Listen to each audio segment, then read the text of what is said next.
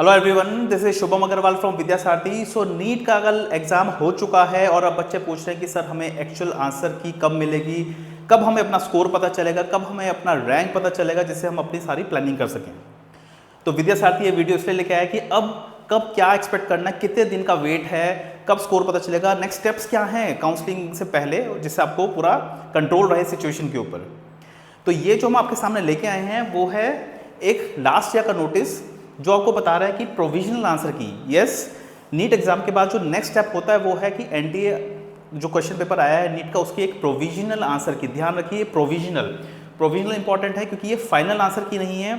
NTA ने अपनी तरफ से एक आंसर की वो जनरेट करते हैं, वो आपको भेजते हैं और उसके बाद कहते हैं कि अगर किसी को एनटीए की आंसर कीज में जो उन्होंने आंसर्स लगाए हैं उनमें कोई प्रॉब्लम दिखती है, चैलेंज करना है किसी क्वेश्चन के आंसर को, तो आप चैलेंज कर सकते हैं।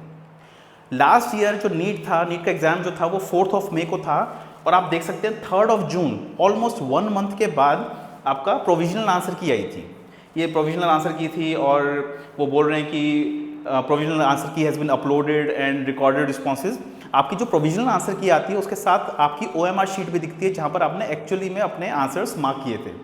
तो दोनों चीज़ें आपके सामने होती है, आप फटाफट देख लेते हैं और वो that becomes the moment of truth. आपका एक्चुअल स्कोर वहाँ से पता चलता है।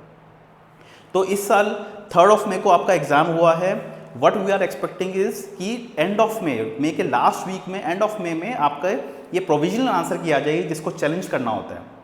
चैलेंज अगर इन केस आपको कोई क्वेश्चन में आपत्ति है, अगर उनको दिख रहा है कि आपका उन्होंने जो दिया हुआ आंसर है वो सही नहीं लग रहा, आप कर सकते हैं। इसके कुछ थोड़े से चार्जेस होते हैं पर क्वेश्चन, बट वो बात की बातें हैं।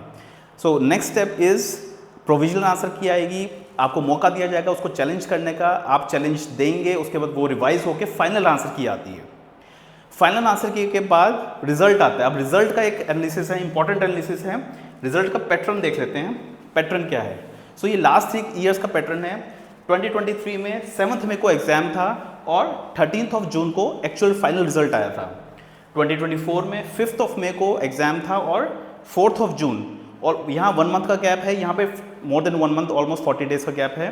2025 लास्ट ईयर में 4 मई को एग्जाम था और 14 जून को रिजल्ट आया था। अब जो ये 14 जून है, ऑलमोस्ट 40 डेज, ये इन्फॉर्मेशन ब्रोशर में था। एनटीए का जो नीट का इन्फॉर्मेशन ब्रोशर था उसमें डेट दी हुई थी 14 जून, इसलिए उस दिन आया था रिजल्ट। इस साल 2026 में इन्फॉर्मेशन ब्रोशर में रिजल्ट की डेट नहीं लिखी हुई।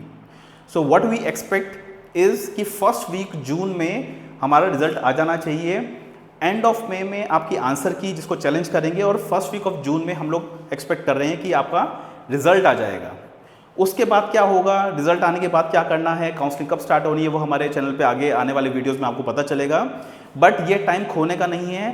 नेक्स्ट वीडियो जो आ रहा है हमारा, उसमें हम ये बताएंगे कि अब से लेके जब तक रिजल्ट नहीं आता फर्स्ट वीक ऑफ जून के बीच में क्या करना है, कितना इंपॉर्टेंट टाइम है जो आप लूज़ कर जाएंगे अगर ये एक्टिविटीज़ नहीं करें। तो चैनल पे बना रहना जरूरी है। और इनकेस आपको सर्विसेज चाहिए, काउंसलिंग गाइडेंस चाहिए, कुछ नहीं पता है कैसे कॉलेजेस हैं, कहाँ पढ़ाई चाहिए, पीजी कोटा कैसा है, बॉन्ड्स कहाँ है, बहुत कुछ है। काउंसलिंग बहुत फंसी हुई है नीट की, आराम से नहीं निकलती है।